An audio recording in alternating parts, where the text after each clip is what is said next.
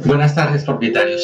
Quiero presentarles la cartera de la agrupación Vivienda Mirador de Campanario conforme a los nuevos cambios legislativos. La cartera de la copropiedad, la cartera que se está presentando en la asamblea, la que se está enviando con la convocatoria, de acuerdo al artículo 39 de la ley 675, tiene corte a 31 de diciembre de 2022. Aunque en la asamblea se presentará una nueva cartera con corte a 28 de febrero 2023 por si alguien en enero o febrero se puso al día.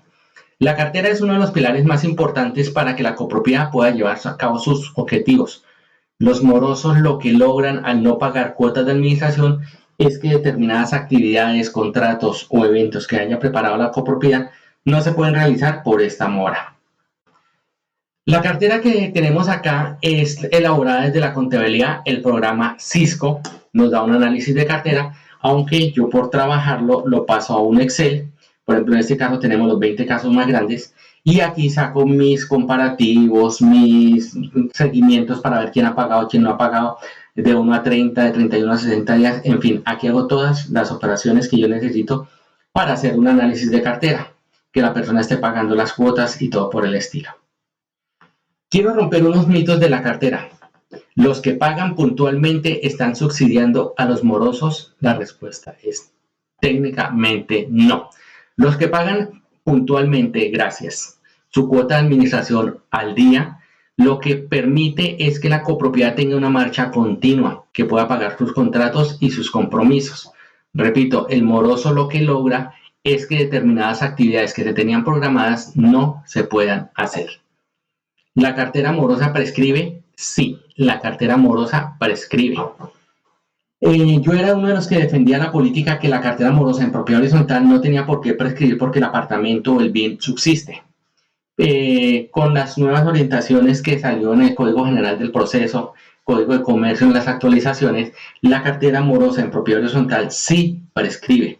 Prescribe dependiendo del juez de 3 a 5 años. ¿A qué se debe este margen de laxo? A cómo tomen las cuotas de administración. Muchos la toman a nivel comercial, otras las toman como deudas ordinarias. Nosotros, ¿qué hemos hecho para romper esta prescripción? Se han mandado cuentas de cobro y se han mandado cartas como esta a los propietarios indicándoles que son morosos. Entonces se les notifica, se cumple con la sentencia y se les está informando que son morosos en este momento y con esto estamos rompiendo prescripción. No se pueden embargar los apartamentos. Sí, los apartamentos se pueden embargar, así tengan patrimonio de familia, así tengan afectación de vivienda familiar. Los apartamentos se pueden embargar y ya más adelante les voy a explicar por qué. ¿Se cobran intereses sobre intereses? No. Lo que hacemos acá es que la cuota de administración se multiplica por el interés de mora por el tiempo y me da el interés moratorio. Y ya, al mes siguiente, cuota de administración por interés moratorio y me da el interés moratorio. Cuota por interés moratorio por el tiempo y me da ese interés moratorio. En los bancos sí aplica que se toma el total de la deuda, es decir, la cuota de administración más los intereses y se multiplica por los intereses. Esto sí aplica en bancos, aplica en entidades de cobro. Aquí en propiedad horizontal no. La norma nos dice, la ley nos dice que es un cobro simple. Cuota de administración, interés. Hay solidaridad para efecto de las expensas comunes entre el arrendatario y el propietario. Estamos hablando del artículo 29 de la ley 675 del 2001. Yo puedo demandar al propietario, puedo demandar al arrendatario, puedo mandar al poseedor a cualquier título, puedo mandar al cónyuge, puedo mandar al tenedor o cualquier persona que yo considere que tiene que ver en el efecto de la copropiedad. Entonces, en ese orden de ideas, ¿qué se puede hacer con los morosos? Primero, lo que yo puedo hacer es limitar el uso de las zonas comunes. No se pueden utilizar ciertas zonas comunes como el salón social, como el salón disponible o como la piscina.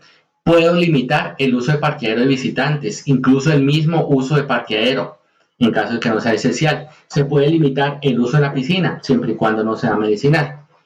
Varias cosas de esto se puede hacer. Publicar el listado de morosos. Mire, la publicación del listado de morosos sí se puede hacer. El artículo 30 de la ley 675 establece las condiciones y hay 2 sentencias regulatorias que me dicen qué tengo que hacer para publicar ese listado de morosos. Colocar la correspondencia sin clasificar. varias personas apoyan en el artículo 15 de la Constitución, donde dice que la correspondencia es privada, es inviolable. Sí, es verdad, y el derecho de tutela respalda eso. Pero yo puedo recibir la correspondencia y dejarla sobre el mesón, o para que no se me pierda el mesón, meterla en una cajita que marcada que diga morosos, o en una cajita que no tenga marca, o dejarla. No es mi obligación clasificarle la correspondencia a los morosos. Marcar los casilleros. Sí, los casilleros son zona común, son privados cuando se les entra la correspondencia, son parte de la propiedad privada del propietario. Sí, pero sí los puedo marcar con caritas tristes, caritas alegres, por cualquier cosa, sí los puedo marcar. Ahí puedo hacer cualquier cantidad de actividades siempre y cuando no afecten los derechos fundamentales. Recordemos que la Constitución Nacional defiende los derechos fundamentales de las personas, sobre todo el buen nombre y la intimidad. El buen nombre es el respeto, el no levantar falso testimonio, no calumniar, no injuriar. El buen nombre cada persona se lo da. Y la Constitución lo defiende siempre y cuando este buen nombre exista. Verbo y gracia. Si yo le digo a un moroso, moroso, no le estoy faltando a su buen nombre. Si yo le digo a un tramposo, tramposo, no le estoy faltando siempre y cuando yo tenga la prueba contundente de que es así. ¿Qué otra cosa puedo hacer? Demandar. Puedo demandar. ¿Qué es demandar? Antes de demandar, pues existe una etapa prejurídica. Bueno, legalmente no existe esta etapa prejurídica. Existe unos cobros antes de la demanda, pero uno lo llama etapa prejurídica y una etapa jurídica. Esta etapa jurídica ahorita está regulada por el Código General del Proceso. Ley 675, Código de Comercio, establece algunas pautas para el cobro de socios morosos. En la etapa prejurídica no existen normas. Prejurídica, acordémonos, antes de demandar. No existen normas que determinen por cuánto tiempo puedo prolongar el cobro. Puedo hacerlo de alguna manera. Existen regulaciones. No llamar un domingo a las 8 de la mañana, no estar llamando todos los días, no estar haciendo acoso, en fin. Pero yo puedo hacer muchas cosas en esta etapa prejurídica. ¿Qué hemos hecho nosotros? Antes de la etapa prejurídica, nosotros establecimos algo que se llaman las políticas de cobro. ¿Qué son las políticas de cobro?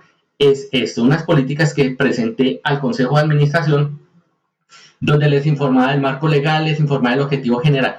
¿Qué persiguen estas políticas? Establecer las reglas de cobro. No que si se le cobra a esta persona, a esta no se le cobra, al amigo del administrador se le cobra, al amigo del presidente no se le cobra, al amigo de esto sí se le cobra, a este señor no se le cobra. No, se establecen las reglas antes de, y se establecen las prohibiciones expresas de los cobros y sobre todo esta tablita donde se miran lo de los intereses moratorios. Entonces, esas son las políticas que se establecen, ahorita las revisaremos más adelante. También en el cobro prejurídico se han enviado 2 cartas de cobro. ¿Qué son estas cartas de cobro? Básicamente, ojalá no me pase acá, listo. Básicamente se le indica a la persona morosa, se le indica que está en un cobro prejurídico, que se le está haciendo toda la gestión y se le está diciendo cuánto es su mora, cuánto es su interés y lo que la ley me permite hacer. Se están enviando estas cartas. Se tuvo que elaborar la carta, se tuvo que revisar y confrontar con el reglamento, con las normas jurídicas vigentes. Se han hecho acuerdos de pago. El acuerdo de pago en este momento en la copropiedad, ¿cómo se maneja? Simplemente se le cita a la persona, se le habla de su deuda, la persona dice, listo, yo voy a pagar en cuotas de esta y esta manera. Se establecen las cuotas, los plazos, se establece el monto y se firma el acuerdo de pago. ¿Qué estamos buscando aquí con los acuerdos de pago? Que la deuda se vuelva una, que no se generen más intereses moratorios y que la persona se comprometa a pagar la cuota y a pagar la cuota y a pagar la cuota que se comprometió con la deuda y la cuota de administración. Bueno, se han revisado la contabilidad frente al y el portal bancario. ¿Por qué? Porque es que yo no puedo cobrar lo no debido. Mientras la contabilidad no estuviese clara, no se podían hacer cobros. Y para esto nos tardamos un buen tiempito haciendo estas revisiones en cuanto primero se hizo presupuesto, después ahorita cartera. Aún tenemos algunas dificultades con cartera y aún tenemos algunas dificultades con el portal bancario. Aunque el portal bancario simplemente es informativo. Se han enviado las cuentas de cobro a los correos mensualmente y se ha hablado con los morosos. Todo esto se ha hecho en la etapa prejurídica, se ha hablado telefónicamente con morosos y se han hecho algunos acuerdos que en el Excel que les mostré anteriormente se veía cuáles estaban en jurídicos y cuáles estaban en acuerdo de pago. Ya en el momento de la etapa jurídica que nos toca hacer, una presentación de la demanda. Se piden medidas cautelares, embarguemos, por ejemplo, embargar cuentas, congelar patrimonio, embargar vehículos, embargar bicicletas, embargar motos, embargar patinetas. Hay cantidad de cosas que yo puedo embargar. Incluso alguien dice que el menaje de comida no, pero el comedor sí, si es un comedor fino de mármol o algo así por el estilo. Ahorita les comentaré algunas cosas. En la etapa jurídica, la finalidad del proceso principal es que el deudor responda con su patrimonio con la obligación que tiene en mora. Eso es lo que estamos persiguiendo, que el deudor cumpla. Cuando un proceso es procedente, cuando yo puedo hacer una demanda, cuando exista una obligación clara, ahí es donde estamos hablando de contabilidad, expresa, o sea, que se haya hecho una conciliación entre lo que el propietario pagó y lo que yo tengo que él me debe, y exigible, que es que yo certifique que el señor sí debe esa deuda. Que la obligación se encuentre respaldada en un título valor, ya vamos a hablar de estos títulos valores o títulos ejecutivos. Respaldada, ya les digo, del título ejecutivo, y que no haya operado la prescripción, o sea, que la deuda sí se haya perseguido. Que la deuda sí se haya perseguido. Dentro de un proceso que tenemos, el demandante es el administrador básicamente, la copropiedad o su representante legal, es el que tiene que darle fuerza al proceso. ¿Qué fuerza tiene que darle? Decir qué bienes tiene el propietario, qué vehículo tiene, dónde vive, quién es su cónyuge, quiénes son sus hijos, cuáles son sus aportes, dónde recibe sueldo, dónde trabaja, decir qué puedo embargarle a esa persona. Y darle impulso. El impulso es que mensualmente estoy mandando una actualización de la cuenta de cobro, que mensualmente estoy mandando una actualización de datos, que estoy hablando con el secretario de despacho diciéndole, venga, ¿qué pasó con este proceso? ¿Qué pasó con este proceso? Muchas demandas se pierden por este lado, porque se establece la demanda y se deja ahí y se establece un desistimiento tácito. Y la demanda queda condonada. La deuda, perdón, queda condonada por un desistimiento tácito cuando el demandante envía la demanda y deja ver qué pasa. Entonces se necesita que el demandante ejerza fuerza, ejerza impulso. Tenemos el demandado que depende de los recursos que interponga. Hay demandados que saben y conocen de la ley y saben qué recursos pueden interponer. Que el juez conozca de propiedad horizontal, porque hay jueces que manejan las demandas como letras, títulos o pagarés, y no se maneja así en propiedad horizontal. También si se tiene un apoderado, que el apoderado sea ágil, que sea diligente en su ejecución. El proceso ejecutivo puede ser mínima, menor o mayor cuantía. Podemos trabajar procesos de mínima, menor o mayor cuantía. En este caso vamos a trabajar procesos de menor cuantía, que son de 2 millones de pesos, 3 millones de pesos en ese momento. El proceso ejecutivo conforme a la ley 675 está descrita perfectamente en el artículo 30 el 30-31 subsiguientes, todo lo de la ley 675. Básicamente dice que las demandas serán entabladas por el representante legal a través de su apoderado jurídico y son multas y obligaciones pecuniarias. Entran cuotas de administración y entran multas derivadas de las expensas ordinarias. ¿Qué tengo que mandarle al juez? Tengo que mandarle el poder en caso tal que se vaya a hacer a través de abogado. En este caso, yo tengo tarjeta profesional, puedo hacer la demanda diligentemente a través del juzgado. El certificado de existencia y representación legal, en este caso, enviado por la alcaldía local de Guaduas. Esta representación legal, aquí he tenido algunas dificultades porque no la presentan como un reconocimiento de existencia, sino lo presentan como una resolución de alcaldía, y eso no es así. Entonces, ya se les ha informado a la alcaldía cómo se hace una representación legal. Se debe presentar el título ejecutivo, que ya les voy a hablar del título ejecutivo, es la segunda vez que lo digo, voy a hablar del título ejecutivo, y no hay ningún requerimiento más, ni ningún formalismo más para iniciar una demanda a un moroso. ¿A través de qué se inicia un proceso? A través de una demanda. ¿Y qué es la demanda? Pues es un documento, es un escrito que ya más adelante les estaré mostrando. Es un escrito que hace, yo lo puedo hacer directamente como persona que quiere intervenir directamente, o lo puedo hacer a través de un apoderado jurídico, un abogado, o lo puedo hacer a través de una casa de cobranzas. La agrupación decide si lo hace el administrador, si contratan un abogado o contratan una casa o una empresa de cobranzas. Antes de la demanda, ¿qué hay que hacer? Hay que hacer una liquidación. Con la contabilidad uno procede con una liquidación. Yo creé, esto es mío, yo creé este liquidador de propiedad horizontal. Esto lo tengo desde el 99 más o menos, desde 1999.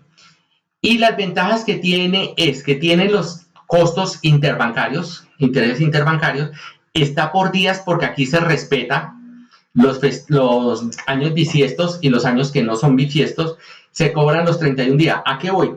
Que para muchos abogados el mes es de 30 días y cuando uno cobra un día de más, está cobrando lo no debido y muchas veces un proceso puede ser inadmitido porque se cobró 1 o 2 días de más y en 1 o 2 años son 3 o 4 días que se están cobrando de más. Entonces, esta tiene esta ventaja, tiene la ventaja que se cobra sobre la cuota de administración y no sobre el total de la deuda.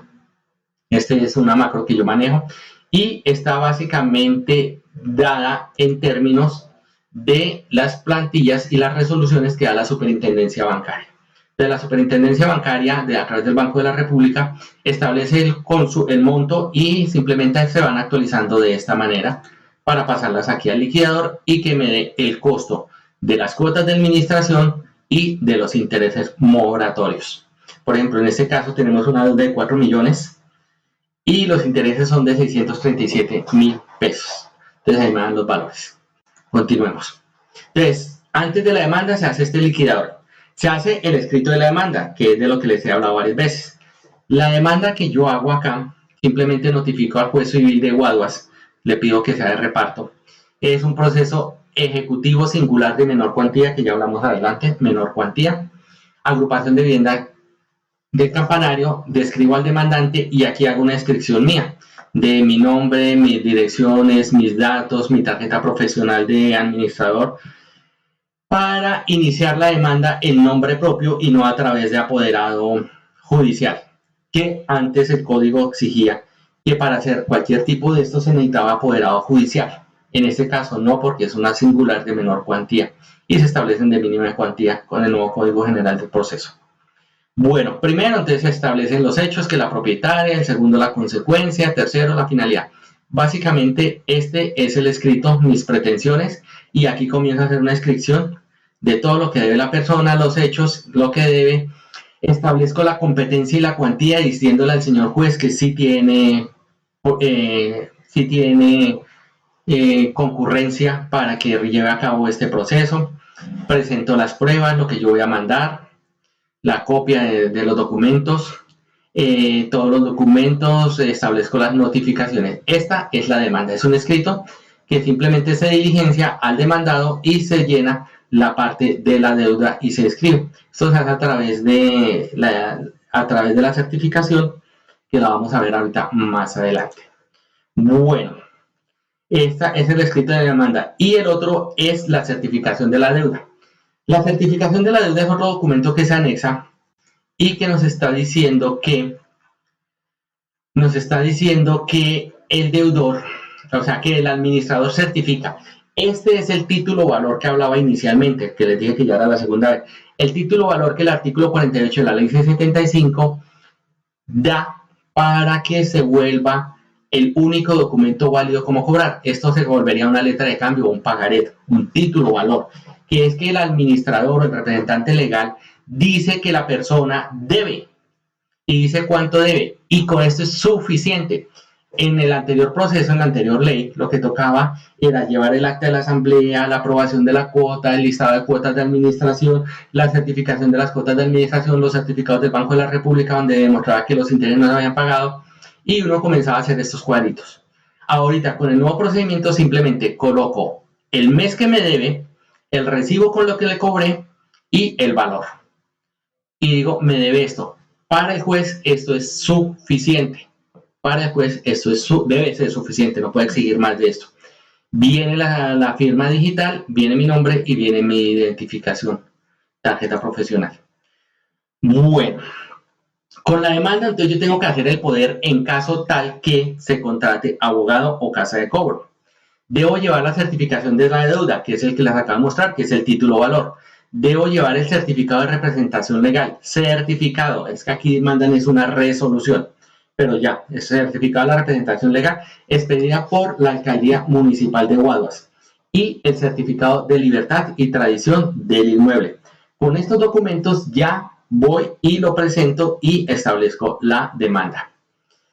Los costos iniciales del deudor debe pagar todos los costos en que yo pueda incurrir para hacer una demanda. El costo del certificado de libertad, el costo de las autenticaciones en caso de que pidan que el documento sea autenticado, una póliza que hay que generar para el embargo, costos de investigación y certificaciones. Acordémonos que el RUN hay que pagar una tarifa para pedir un certificado de vehículo. Acordémonos que notario del registro para el certificado pide.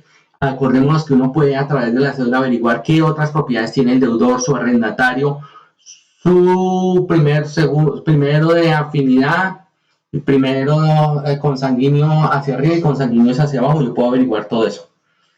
Tiene que pagar los honorarios de las personas que se lleguen a contratar, si es a través de apoderado, y todos los gastos en que yo pueda incurrir, transportes y demás. Todo esto se le carga al deudor. Para iniciar el proceso ejecutivo, la obligación, ¿es necesario que se haga conciliación? No, es una pregunta. No es necesaria la conciliación. Yo puedo iniciar un proceso jurídico sin haber avisado, sin haberle dicho nada a la persona. Simplemente la ley 675, artículo 52 de sus numerales de funciones del administrador, establece que el administrador no necesita ningún tipo de autorización para iniciar un cobro. Simplemente yo puedo hacer el escrito, voy aquí al juzgado y presento mi reclamación sin necesidad de que la conciliación, en este caso, haber notificado al deudor de que lo voy a demandar, porque es una exigencia de tracto consecutivo. ¿Qué pasa cuando yo presento la demanda? Si la presento bien, la demanda es admitida y ya les comentaré qué pasa con una demanda admitida. Puede ser inadmitida porque me faltó algún documento, porque no presenté algún documento, entonces es inadmitida. Y hay otras que son rechazadas de tajo cuando el juez dice que no tiene la competencia para esto. El mandamiento de pago, el juez ordena al deudor que cumpla la obligación de acuerdo a lo pedido cuando una demanda está admitida. ¿Qué es lo que uno espera? Que el juez dé un mandamiento ejecutivo. Una vez admitida la demanda, el juez ordenará al demandado cumplir la obligación, lo notificará, le pide al juez que reconozca acá, no, se le pide al juez que reconozca las sumas de dinero adeudadas. Muchos hacen estas certificaciones cerradas con corte a 31 de tal fecha. Estas certificaciones tienen que ser abiertas y se pueden pedir las cuotas futuras, cosa que cuando el juez dicte sentencia estén actualizadas las certificaciones de deuda. Reconocer los intereses si se pidieron. Muchas obligaciones, muchas no se piden los intereses o los intereses quedan causados a una sola fecha. Entonces uno dice los intereses presentes y futuros y actualizados. Presentar caución para las medidas cautelares. Entonces yo tengo que decirle al juez que necesito que embargue una cuenta de ahorro, un carro, un vehículo, una bicicleta, lo que yo necesite que le embarguen a la persona.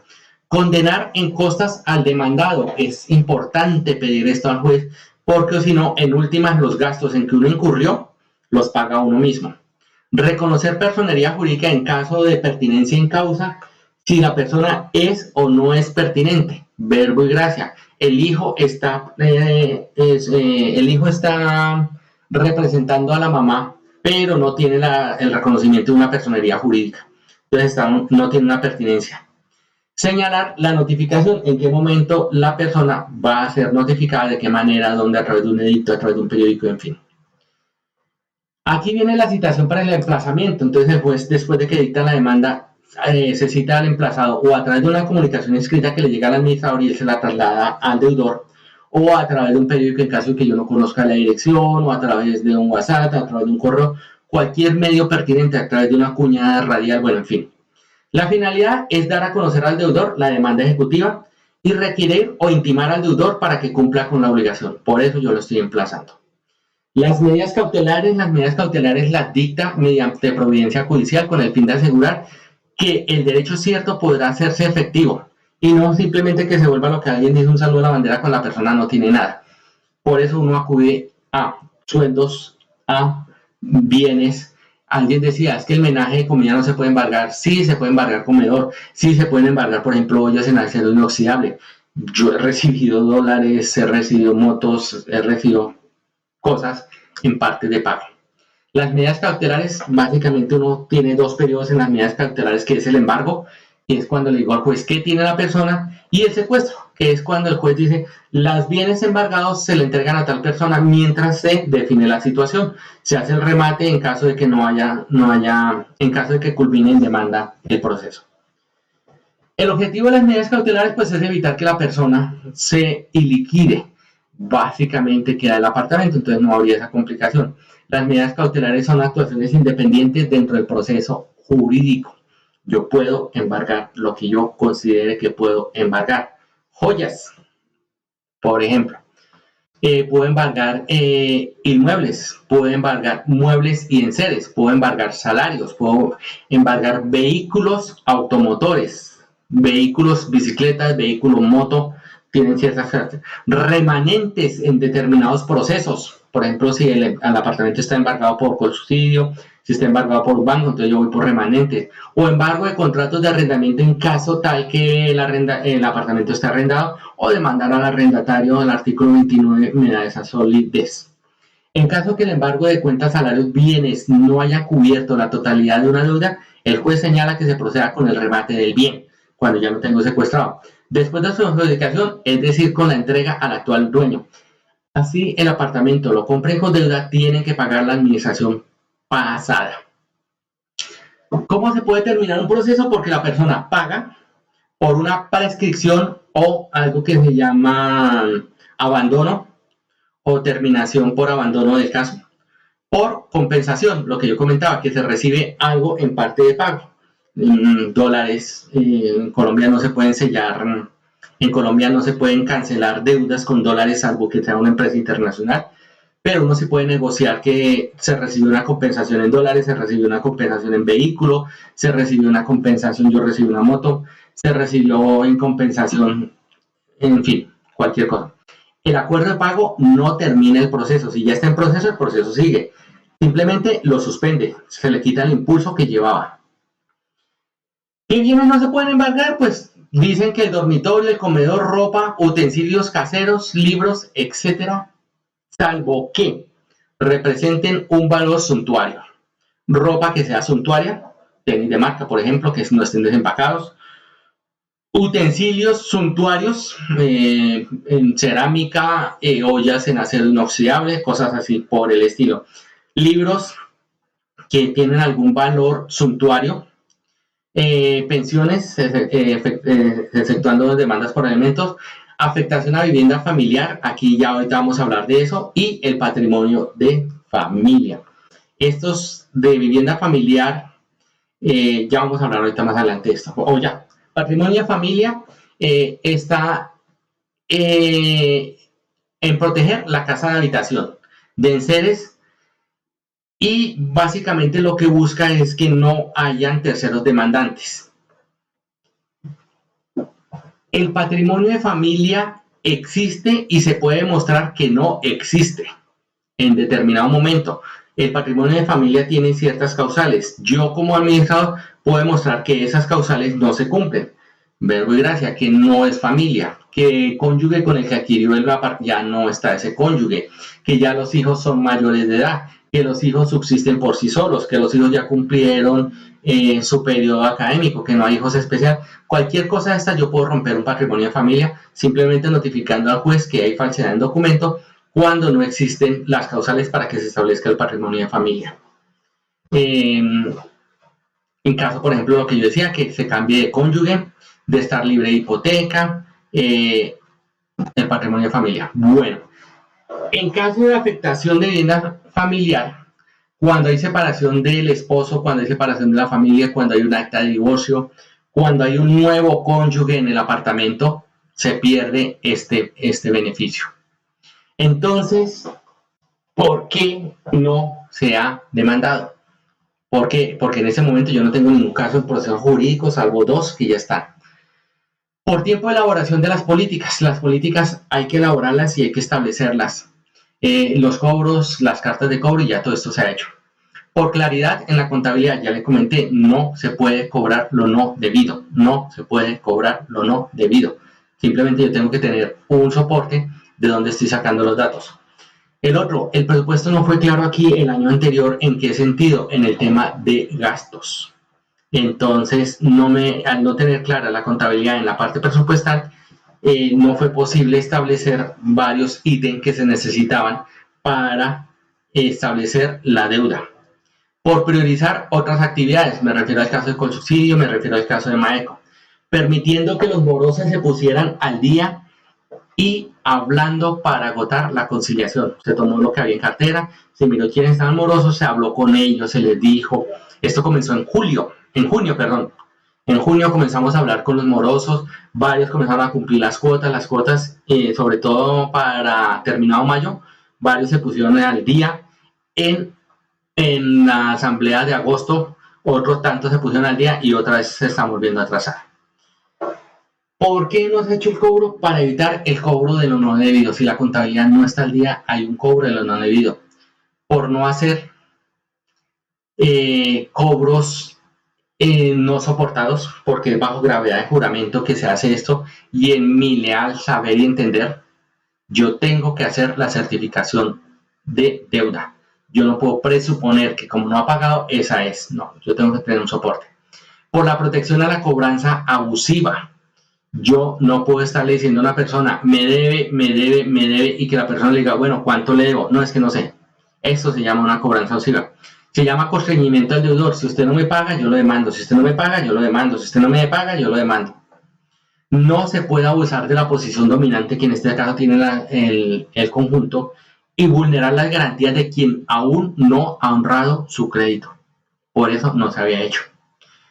En este caso, ¿qué se espera de la Asamblea? En la Asamblea, frente al tema de cartera, se espera que se tomen decisiones sobre las políticas de cobro, ya las vimos adelante. Es importante dejar varias cosas en claro, sobre todo con los intereses moratorios, sobre todo con las cuotas de administración, sobre todo con las condonaciones. De hecho, no se puede hablar de una condonación cuando hay un interés causado y se reversa, pero podemos dejar de cobrar intereses. Los intereses moratorios, acordémonos que en el presupuesto es especulativo, porque yo no puedo establecer cuántos van a ser los intereses moratorios. Yo no sé si una persona de un día para otro se va a poner al día. Condonación de intereses moratorios, tabla de descuentos, llegar a un punto en decir, si usted paga el total de la deuda se le descuenta tanto, si usted paga el 50% se le descuenta tanto, si usted paga en 4 cuotas, ¿cuánto? Eso, las cuotas. ¿Cuánto es lo máximo de cuotas para que la deuda no se me vuelva una deuda consentida? Una deuda consentida es que yo acepté que la persona me pagara de 20,000 pesos cada mes. Entonces, obviamente es una deuda que nunca se va a lograr y se llaman deudas consentidas si el juez no imparte justicia sobre deudas consentidas. Si se hace por abogado o por administración, por casa de cobranza o por administración. Es importante. Ahora sí toca cobrar cartera. ¿Por qué? Porque el presupuesto quedó a ras. Si alguien entra en mora, frena toda la realización de actividades en la copropiedad porque el presupuesto quedó a ras. La cartera que hay ahorita, si se recupera, ayuda a que se hagan obras que se dejaron de hacer. Pero si alguien entra en mora en esa ocasión, comienza a frenar toda la cartera de la copropiedad. De verdad, muchísimas gracias. Espero no haber sido muy extensivo y les agradezco.